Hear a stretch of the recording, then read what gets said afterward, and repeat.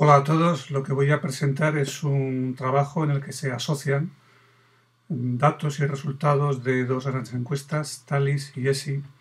El motivo es analizar la relación entre los supuestos pilares del uso y la frecuencia de uso de las TIC en el aula y el uso real de estas, ¿no? TALIS es una encuesta hecha por la OCDE a profesores. La primera edición fue de 2009, la segunda 2013 acaba de salir ahora e incluye bastante información sobre organización del centro, carrera docente, etc. ESI es una encuesta de momento única, dedicada estrictamente y directamente a la utilización de las tecnologías y aspectos relacionados con ella.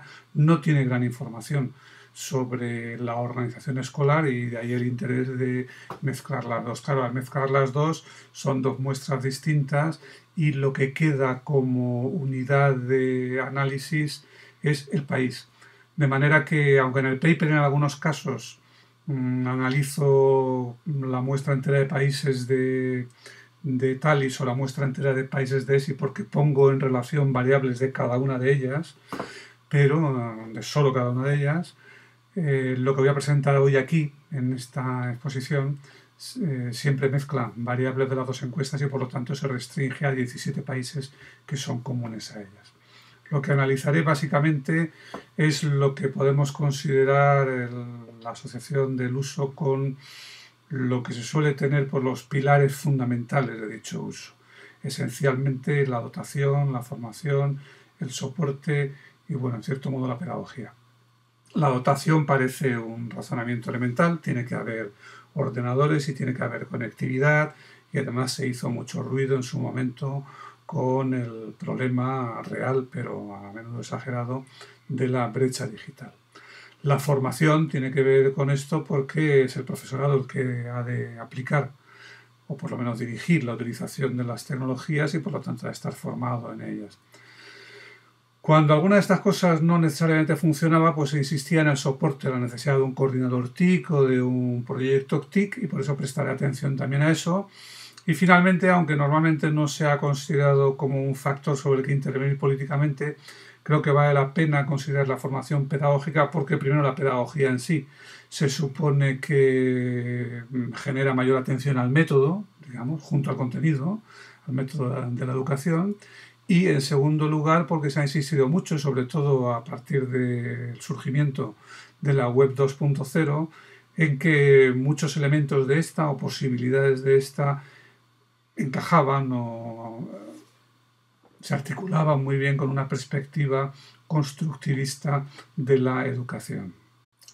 Presento todos los datos con la misma estructura, así que la explico una vez y basta. En todos los casos se trata de un diagrama de dispersión, o dos diagramas en realidad. En la Y, en el eje de las Y, tenemos la frecuencia en el uso de las TIC en el aula, que se mide de 1 a 4, 1 sería nunca y 4 sería diaria o casi diariamente, y normalmente son valores intermedios. Esto en las Y's. Y en el eje de las X, pues la variable factor que estemos viendo en este momento, en este caso equipamiento, aunque salía aquí, en realidad está en las X. Por lo tanto, tenemos nubes y rectas. Tenemos dos nubes y dos rectas porque se reflejan las respuestas de los alumnos y de los profesores. Los alumnos en verde y los profesores en azul.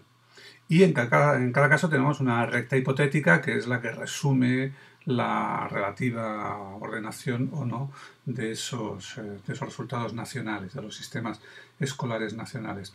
Encontraremos en todo caso un bajo nivel de ajuste. Se ve que los puntos no están cerca de la recta. Encontraremos en todos los casos una relación débil, rectas casi planas, casi horizontales, débil o incluso negativa, por ejemplo en este caso, y encontraremos siempre un desfase entre lo que dicen los profesores, en azul siempre arriba, y lo que dicen los alumnos, siempre abajo. O sea que los profesores ven prácticas TIC donde los alumnos no ven tal cosa. Piénsese que en el caso de una relación consistente lo que encontraríamos sería una recta, no digo diagonal, pero sí con una pendiente positiva, es decir, con valores crecientes y los puntos más o menos cercanos a la recta. Bueno, pues variable equipamiento, lo que encontramos es una relación negativa en ambos casos, especialmente cuando se pregunta a los alumnos. Estamos hablando de centros que tienen un nivel de equipamiento medio o alto y se expresa en porcentaje de alumnos que están en tal tipo de centro. Relación negativa. Segunda variable, formación. Se trata de una variable que sintetiza 5 preguntas que se hacen los profesores sobre la formación que han recibido de todas las maneras imaginables y vemos que ellos ven una ligera asociación positiva y los alumnos una también ligera, un poquito menos ligera, asociación negativa entre usos de las TIC y formación. Tercera, existencia de un proyecto o una estrategia, dice ESI, que es la que pregunta esto. Y lo que vemos es una relación muy ligeramente negativa entre los profesores, en opinión de los profesores, y una relación pues, muy ligeramente positiva en opinión de los alumnos. Presencia o no de un coordinador TIC en el centro. Este es el único caso en el que la relación es positiva y es positiva para ambos colectivos. Lo que pasa es que en ambos casos es una relación muy ligera y además con una elevadísima dispersión, como se ve por los puntos. Quinta variable, poseer un título pedagógico. A ver, estamos hablando del octavo año, por lo tanto, o 15 años, por lo tanto, secundaria. Por lo tanto, tienen un título pedagógico maestros que han sido habilitados para enseñar en secundaria o licenciados que han conseguido, licenciados en algo, que han conseguido adicionalmente un título pedagógico, de ahí que la frecuencia no sea muy alta, véanse los porcentajes, pero en fin, el resumen es que en todo caso la asociación es casi nula y contradictoria según a quien preguntemos. Y finalmente, orientación constructivista, esta es una variable construida a partir de 4 preguntas que hacía Tallis, y bueno, no me detengo a explicarlo, pero vemos de nuevo que la relación es muy débil y además negativa, en este caso levemente positiva para los alumnos, pero negativa para los profesores. Como dije, una de las ventajas de Tallis es que tiene una mayor riqueza de variables, sobre todo relativas a la organización y la profesión. He agrupado la docena de variables sobre las competencias que aporta Tallis en 3 grandes bloques: laboral, administrativo y pedagógico. Veremos que para los 3 el ajuste es mejor, la relación es positiva y además lo es para profesores y para alumnos.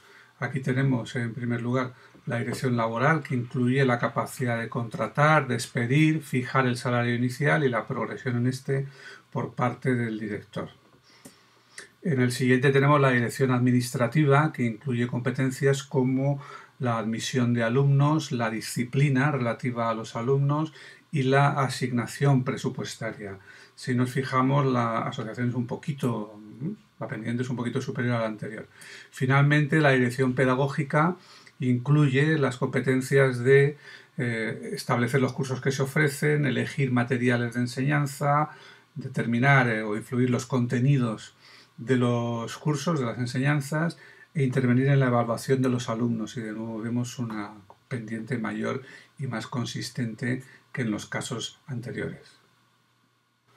¿Qué podemos concluir de estos resultados? Bueno, la primera conclusión es ser prudentes e ir hacia análisis más finos que comparen centros, etc. Al fin y al cabo hemos comparado países o sistemas educativos, pero estos resultados sugieren 2 cosas. La primera es que los supuestos pilares de las TIC, el equipamiento, la formación y el soporte, no funcionan. ¿Por qué? Probablemente porque el equipamiento puede no usarse, sin más, porque la formación puede ser inadecuada y sobre todo, por lo que sabemos, puede ser poco exigente, es decir, no requerir que sea realmente efectiva, y el soporte como el equipamiento puede ser no usable y además, prescindible, y por otra parte puede ser de calidad variable. Del otro lado vemos que funcionan más las soluciones organizativas, es más, soluciones organizativas que entrañan el ejercicio de cierta autoridad sobre el profesor o la búsqueda de cierta coherencia del centro, etc. Diría incluso que la única variable de los supuestos pilares que funcionaba un poquito y homogéneamente, que era el coordinador TIC, podría venir a confirmar esto. Ahora bien, cuando distinguimos entre los tipos de autoridad del director, vemos también que lo que saldría apoyado aquí no sería una solución managerialista en el sentido de que el director contrate, despida, suba salarios, etcétera, sino sobre todo una dirección pedagógica, es decir, una dirección que intervenga en los asuntos más propiamente educativos, ¿no? Incluso es posible que la parte de influencia de la dirección administrativa, aparte de que las direcciones cuando son fuertes en todo, pero se deba a la asignación presupuestaria.